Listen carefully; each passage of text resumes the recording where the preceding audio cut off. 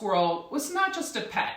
He was a cherished companion and a social media sensation, captivating the hearts of viewers across the globe.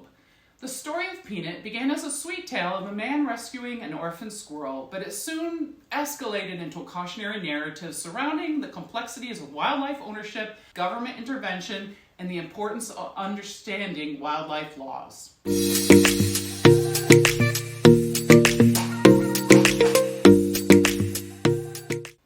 Squirrel's popularity on social media soared. Mark Longo began sharing videos showcasing the little squirrel's playful antics and the unique bond they shared. Peanut became a fixture on Instagram, amassing hordes of followers, including myself. For 7 years, he thrived alongside Longo in his upstate New York home until tragedy struck when the Department of Environmental Conservation executed a raid on Longo's home, resulting in Peanut's tragic euthanization. They claimed that he bit one of their agents. It was a hazard to public health. And Peanut, since he bit one of them, the only way to know if Peanut would have rabies was if he was euthanized, which is unfortunate because squirrels don't generally carry rabies. With fame comes unforeseen consequences.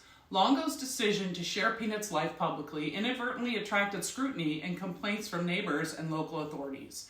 While Longo maintained that he was working towards certifying Peanut as an educational animal, the DEC's intervention illustrated the precarious nature of wildlife ownership and the potential for negative repercussions.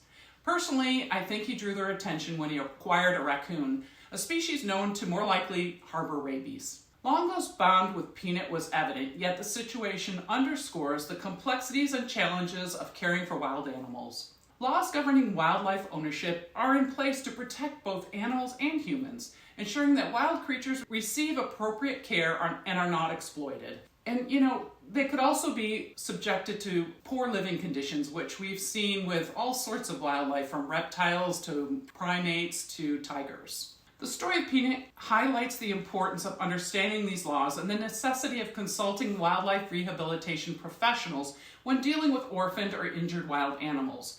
Longo's decision to make Peanut an internet star alongside a species known to harbor rabies, namely raccoons, was probably drawing attention from his neighbors and authorities. The underlying issue is the perception of wild animals as pets. As the story of Peanut reveals, the complexities of wildlife ownership require special care and consideration and adhering to regulations. In other words, you'd have to become a licensed rehabber to hold on to or to live amongst wild animals. Longo's experience serves as a cautionary tale for others considering similar paths, emphasizing the need to prioritize the well-being of the animal and the safety of the public.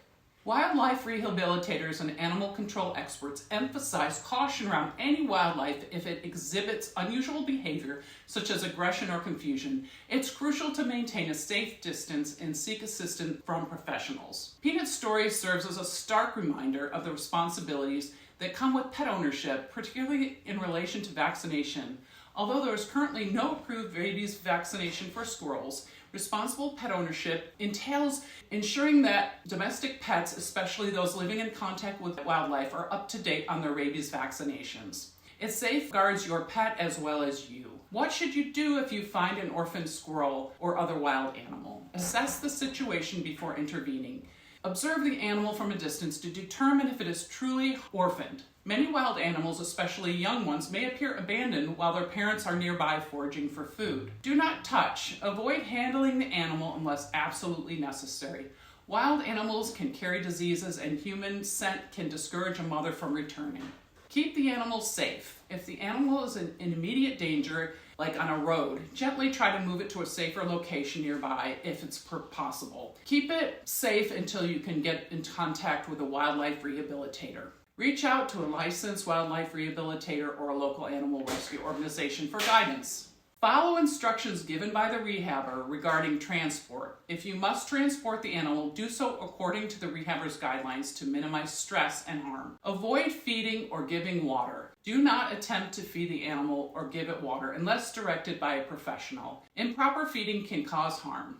Peanut's story serves as a poignant reminder of the complexities involved in caring for wild animals. The highest priority should always be given to return them to their natural habitat whenever possible.